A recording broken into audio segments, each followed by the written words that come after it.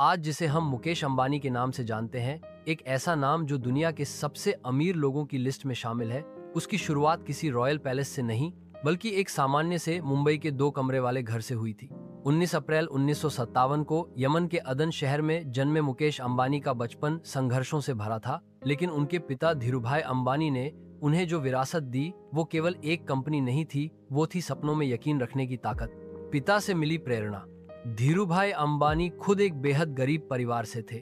उन्होंने petrol pump पर काम करते हुए अपने करियर की शुरुआत की थी और फिर भारत लौटकर रिलायंस कमर्शियल कॉरपोरेशन की नींव रखी। उन्होंने अपने बेटों मुकेश और अनिल को बचपन से ही यह सिखाया कि काम कोई छोटा नहीं होता और मेहनत से बड़ा कोई धर्म नहीं होता। मुकेश अंबानी ने केमिकल इंजीनियरिंग की पढ़ाई institute of chemical technology (ICT) Mumbai से की। बाद में उन्होंने स्टैनफोर्ड यूनिवर्सिटी USA में MBA करना शुरू किया, लेकिन तभी उनके पिता ने उन्हें भारत बुला लिया रिलायंस के पॉलिएस्टर फाइबर प्रोजेक्ट को संभालने के लिए। बदलाव की शुरुआत। मुकेश अंबानी ने MBA अधूरा छोड़ दिया और भारत लौटकर पिताजी के साथ रिलायंस के काम में कंधे से कंधा मिलाकर जुड़ गए। तब रिलायंस एक उभरती हुई टेक्सटाइल कंपनी थी, लेकिन मुकेश के मन में कुछ और ही था। वो रिलायंस को केवल टेक्सटाइल कंपनी नहीं, बल्कि एक सुपर कॉर्पोरेट एम्पायर बनाना चाहते थे।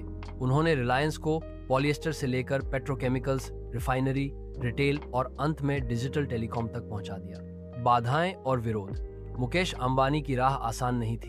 2002 में धीरूभाई अंबानी की मृत्यु के बाद अंबानी परिवार में दरार आ गई। मुकेश और अनिल के बीच संपत्ति और कंपनी के बंटवारे को लेकर विवाद हुआ। देश भर में मीडिया इसे अंबानी ब्रदर्स वॉर कहकर दिखा रही थी। इस समय मुकेश अंबानी के लिए सबसे कठिन परीक्षा थी अपने सपनों को, अपने पिता की विरासत को टूटने से बचाना। कई महीनों की लड़ाई के बाद उनकी मां कोकिलाबेन अंबानी की मध्यस्थता से मामला सुलझा और 2005 में रिलायंस इंडस्ट्रीज मुकेश अंबानी को मिली, जबकि रिलायंस कम्युनिकेशंस अनिल को। नई उड़ान। रिलायंस जियो।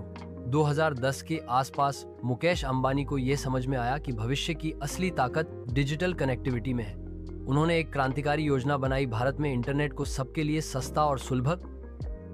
लोगों ने उनका मजाक उड़ाया। कहा गया, इंटरनेट पर कोई पैसे नहीं कमाता, ये घाटे का सौदा है। लेकिन मुकेश अंबानी चुपचाप अपना काम करते रहे। 2016 में उन्होंने रिलायंस जियो को लॉन्च किया और इतिहास बन गया। पहले 6 महीने फ्री इंटरनेट दिया गया। भारत में डेटा सबसे सस्ता हो गया। 4G क्रांति ने गांव में इंटरनेट पहुंचा दिया।